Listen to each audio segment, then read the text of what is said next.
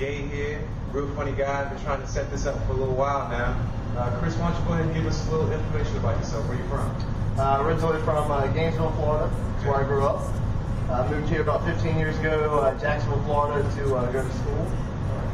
Started doing comedy about 4 years ago, 4.5 actually.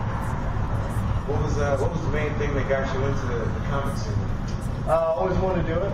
Never had the balls to do it all my life, and then finally started writing down ideas. And saw an open mic at a club called Atlantic Theaters, which is no longer here. Okay. It used to be at the beach. All right, yeah. And went up one night and drank about 8 Crown and Cokes, and went up and did it, and it went well. If that doesn't loosen you up, I don't know what. Drinks always gets you in the right mind frame so you can face the crowd. Works for women too. Oh yeah, definitely. Which I was reviewing some of the stuff off your website, which is chrisgavethecomic.com, if I'm not mistaken, correct? Exactly. All right. I always mess that up whenever I'm talking to him, so I'm glad I got it right today. But go to chrisgave.com. Those videos are not me. Just so everyone knows.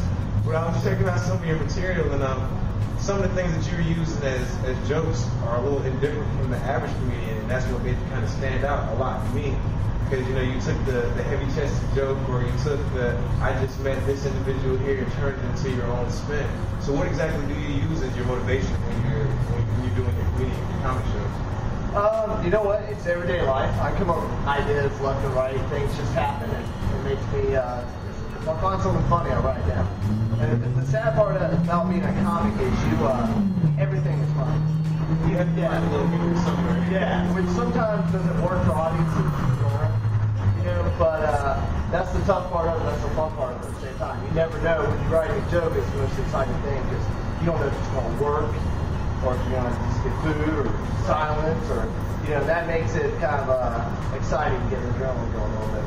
That kind of brings me to my next question, because I hear a lot of comedians say that you have to play towards the crowd. So do you find yourself sometimes in a certain type of crowd where you might have to die down your jokes a little bit, or you can pick it up another notch? Yeah, definitely. Last night I did a country club. There were 23 people. The average age was like 143, I think. So a couple of vampires, and they were fun though. They were a fun crowd. You know what's funny is, and young comics have to learn this. You never judge the audience. Right. You never know what's going to happen. I just worked with Roy Woods Jr. last week in Knoxville, and it was like a mixed crowd, But that's a very it was black, white, young, old. It was a very mixed, So you had here for whatever pretty much came your way. Though, when I write my jokes, I don't write for just I write for everyone. Excellent. I don't try to write for white people or young people or I don't do that. And that was one of the main reasons why I wanted to get this interview with Chris, because he doesn't just, even in the day-to-day life that we deal with each other, you don't stick to one genre. I mean, you come back and you joke with me, you'll joke with the next individual across the way, and you always have something positive, something energetic to share with everyone. So most definitely is the main reason why I chose you as the first comedian that we were going to do our feature interview in May. Now, a little bit about your history. I know you said that you attended college and you ended up rolling into comedy that way, but as far as the stripes and the struggles that you had during your comedian, tell us a little bit about that. Well, right now we're sitting at our place of employment. Of course, Miller Ale House. Yes. And that's the funny thing. Everyone thinks, comics make, look at Kevin Hart, for example. This past weekend, I bartended that event. Okay. He made 6 figures last night. Wow. Or 2 nights ago, excuse me. And that's definitely the angle where you're trying to. You heard it one day. Yeah. But he's a very funny guy too. Been in movies and TV shows. The angle I'm taking, I'm a little different than a lot of guys, especially locally here. Okay. They think it's just stand-up. It's not about just stand-up. You've got to get TV credits, movie credits, and grow from that point. Right. Because people see you on TV. There's tons of guys that aren't funny at all. And you definitely have a point there. And but they have TV shows. They'll sell out a crowd. Well, I know for a fact that you've been telling me a lot about the different shows that you've been involved in. Not only here locally in Jacksonville, but one of the things that I've definitely taken a lot of interest in is the shows that you do outside of Jacksonville. So can you give us a couple of venues that some people that are familiar with your faces to be able to recognize you from?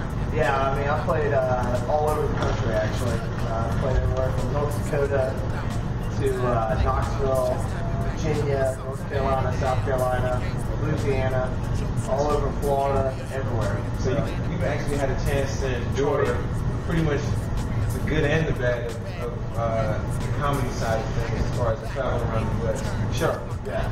I mean, there's many nights I sleep in my car. Well, I mean, we all have to start somewhere, and I mean, as for most up and rising artists, at one point in time, you do have to kind of crash in the car. So, oh yeah, I mean, it's definitely part of it, and I mean, one day you won't have to worry about that anymore. So. Hopefully not.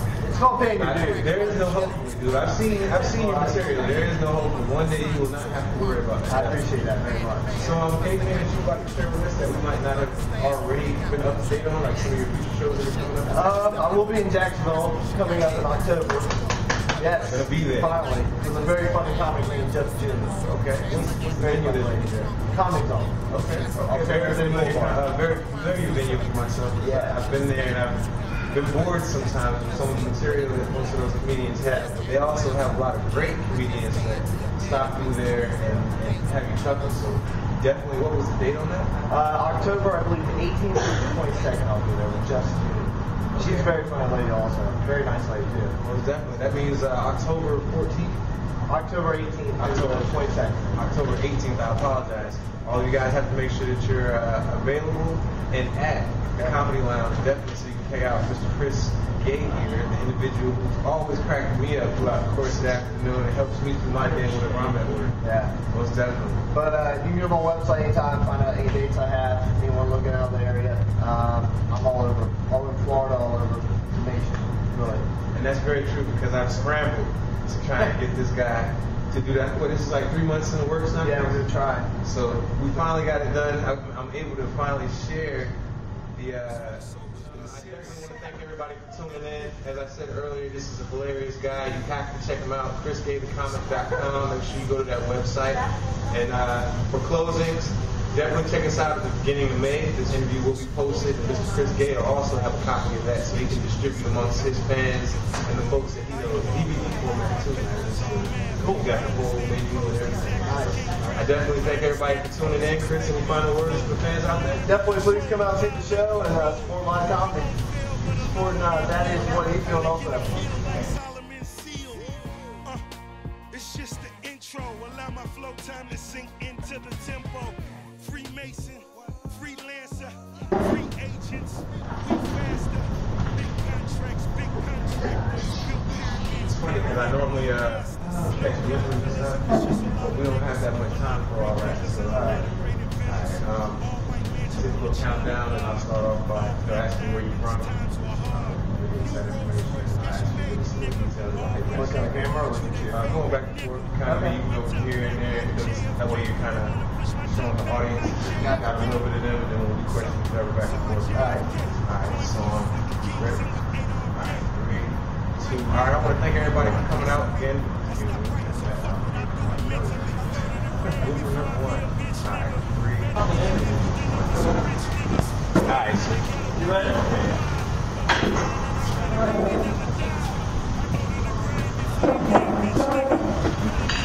Dealing with some rich niggas, started in the ghetto, now we worldwide. Multiplying and I pray to God we never die. Niggas couldn't do nothing with me, they put the devil on me. How the preferred niggas squeeze the metal on me. Rumors of Lucifer.